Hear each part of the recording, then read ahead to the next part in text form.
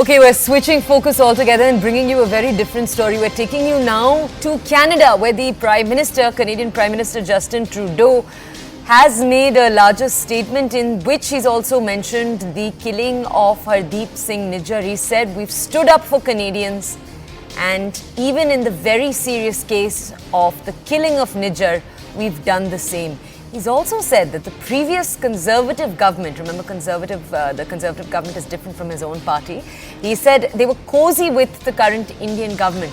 The principle that anyone who comes to Canada from anywhere in the world has all the rights of a Canadian to be free from extortion, coercion and interference from another country, that needs to be stood up for.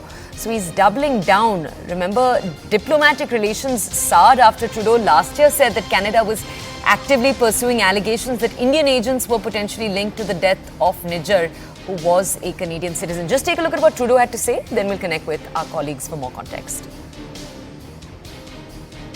The principle that anyone who comes to Canada from anywhere in the world has all the rights of a Canadian to be free from extortion, coercion, interference from a country that they left behind.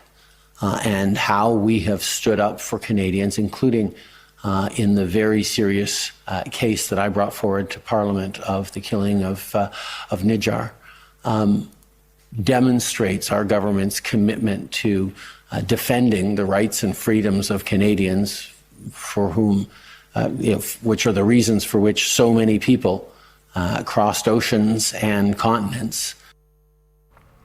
Okay, let's go to our colleague Abhishek to get more context on these developments.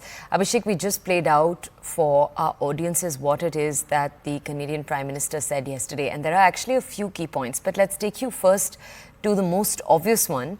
Just tell our audiences, Abhishek, how will this set of comments be read into? We saw how relations soured between the two countries the last time the Prime Minister stood up in the Canadian Parliament and first kicked off this entire controversy by making these allegations. This will be seen as a doubling down, right? Well, doubling down, you are framing it right. But beyond that, furthering his sourness towards India, the Prime Minister of Canada has also said that his government has always stood up to defend minorities in Canada and the rights of minorities to speak out, even if it irritates their home countries overseas. And that, if we can try to understand in the context of Khalistani movement that is ongoing in Canada, the anti-India propagandists who are being sheltered and given a social and political space in Canada. So this statement clearly refers to that no matter how much India tries to raise the issue of anti-India or security threat individuals being present in Canada, the Canadian government will try to stand up for those people in terms of defending the right of minorities. So all the theories and narrative that we have been so far hearing from the Canadian side about the freedom of speech is rather a complicit way of Canadian government to pick up issues with India, to put India in the bad light, and in the name of minorities, in the name of Khalistani people. This is what the government of Canada, the Prime Minister of Justin Trudeau's government in Canada has been doing. And it is now being more than clear when he is making himself such statements at the Public Hearing Commission. That's okay. Abhishek, thank you for bringing us that context. We'll see it then as a doubling down, but as Abhishek said, as much more too. Right now, we're going to head into a quick break. On the other side, more of the country's top stories. This is the Breaking News Show on CNN News 18.